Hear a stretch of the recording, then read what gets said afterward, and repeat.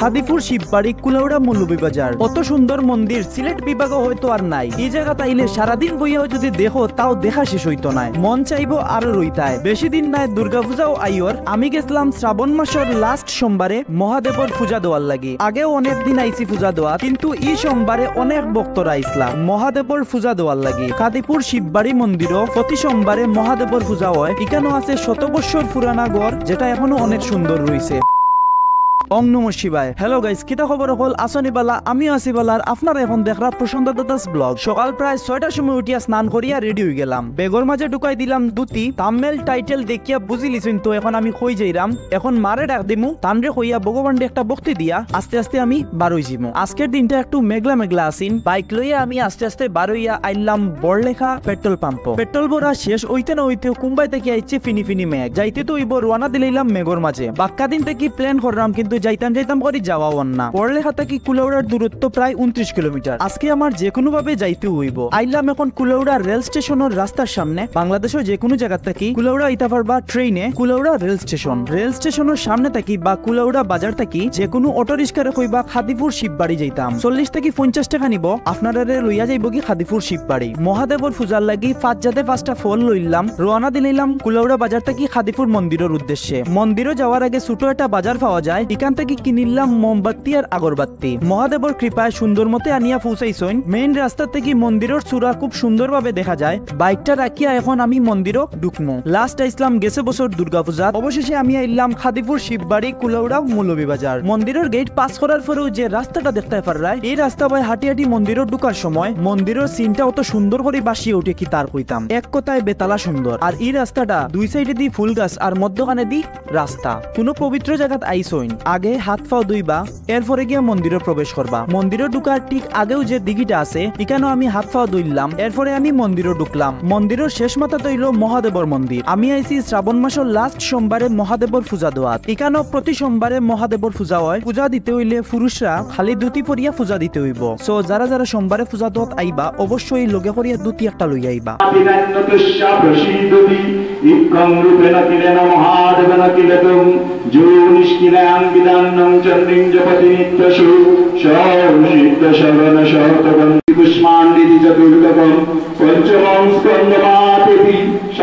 আমিও দুটি পরিয়া মহাদেবের প্রণাম করিয়া 7 বার প্রদক্ষিণ করলাম।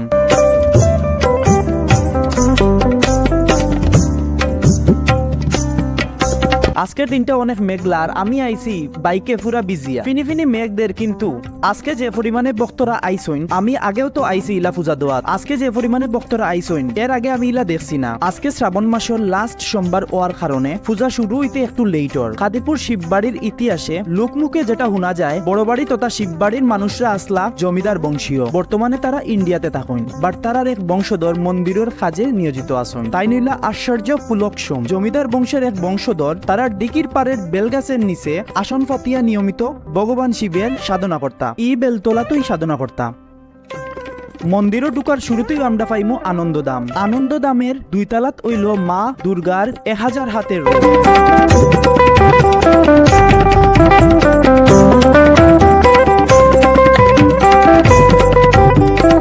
এখানে নিত্যদিনের পূজা করা হয় হনুমানের। মা দুর্গার এক সাইডে আসেন হনুমান আর আরেক সাইডে আসেন রাম সীতা। আনন্দ ভবন আর দুর্গা মন্দিরের মাঝখানে মঙ্গলচণ্ডীর মন্দির প্রায় কাজ শেষের পথে। এটা হইল খাদিপুর দুর্গা মন্দির। আগের টপিকটা শেষ করি। রাজবাড়ির বংশধর কোন এক বংশধরে তারা দিঘির পাড়ের যে বেলগাছ আছে, আসন ফাতিয়া ভগবান শিবের সাধনা করতাম। শিবের সাধনা করলেও তখনও কোনো শিবলিঙ্গ আসেন না। পরবর্তীতে দীর্ঘ তপস্যার ফলে প্রায় 150 বছর আগে একটা শিবলিঙ্গ পাওয়া যায়। পরে বাড়ির পুরানো মন্দির ঠিক করিয়া শিবলিঙ্গ প্রতিষ্ঠা করেন। এরপর থেকিয়া প্রতি সোমবারে মহাদেবের পূজা করা হয়। শ্রাবণ মাসের 4টা সোমবারে খালি মহাদেবের ভক্তরা আইয়া জল ডালিয়া পূজা দেন, আর সারা বছর ভক্তরা আইয়া সোমবারে ফুল দিয়া পূজা দেন। আজকে শ্রাবণ মাসের লাস্ট সোমবার হওয়ার কারণে অনেক ভক্তরা আইসইন মহাদেবের পূজা করা।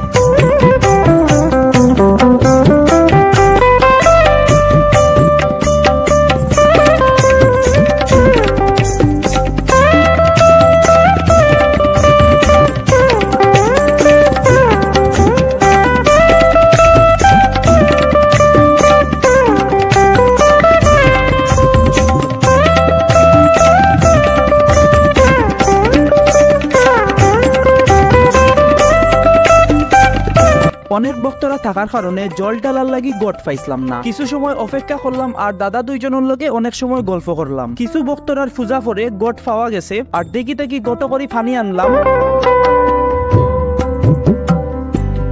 এখন গটটা সুন্দর করে সাজাইয়া ঘি আর মধু দিয়া দাদা দ্বারাও তারার গট সাজাইলা। এখন আমরা যাইমু গি মহাদেবর পূজা দেওয়ার। এখানে দেখতে পারা কত ভক্তরা লাইনও খাড়া, এখনো একজন একজন করে আমারও ফালা ইল্লো, আমিও পূজা দিলাম।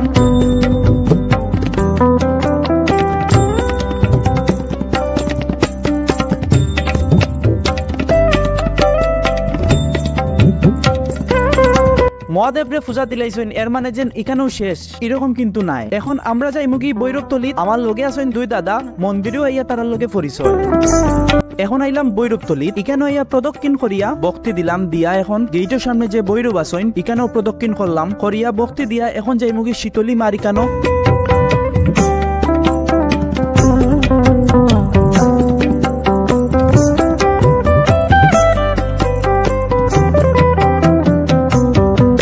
এখন যাইমু বেলতলা, বেলতলা তো গিয়া ভক্তি দিলাম। এখন আইলাম আনন্দধামর ভিতরে মা ঘণ্টেশ্বরীরে ভক্তি দিলাম। আমার যদি কোনো জায়গায় ভুল ত্রুটি হইয়া থাকে অবশ্যই ক্ষমা দৃষ্টিতে দেখবা, কারণ কথাবার্তায় অবশ্যই আমার ভুল হইতে পারে।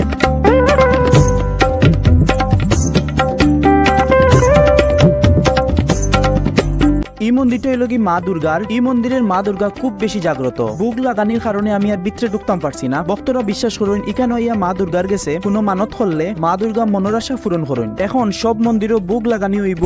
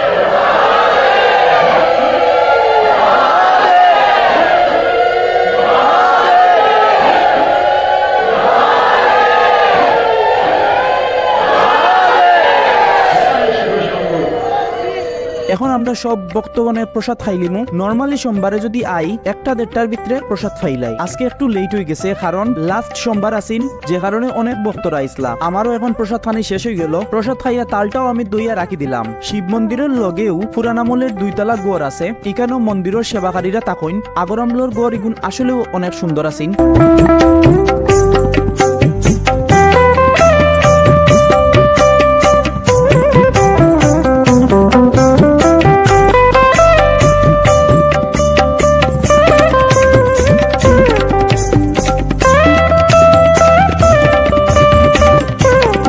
এখানেও আছে আপনারা কিরকম পূজা দিতা সবকিছুর ডিটেলস এখানে লেখা আছে। আজকের ভিডিওটা কার কিলো লাগছে অবশ্যই কমেন্ট করে জানাইবা। বিশেষ করে মহাদেবের ভক্তরা মহাদেবের ভিডিওটা শেয়ার করে দিবা। শেয়ার করলে আপনার লাগি আরেকজনও দেখতে পারবো। কোনো ভুল ত্রুটি হইয়া থাকলে অবশ্যই ক্ষমা দৃষ্টিতে দেখবা। ভুল হইলে ভুলটা ধরিয়া দিবা কমেন্ট করিয়া। লগে আছেন আমার মাসি তো বড় বোন। এখন আমরা যাইমুগি বাড়িত। সকল ভালো থাকবা, সুস্থ থাকবা। সময় পাইলে সোমবারে একবার আইয়া পূজা দিয়া যাইবা। নেক্সট কোনো ভিডিও দেখা হইব। টাটা।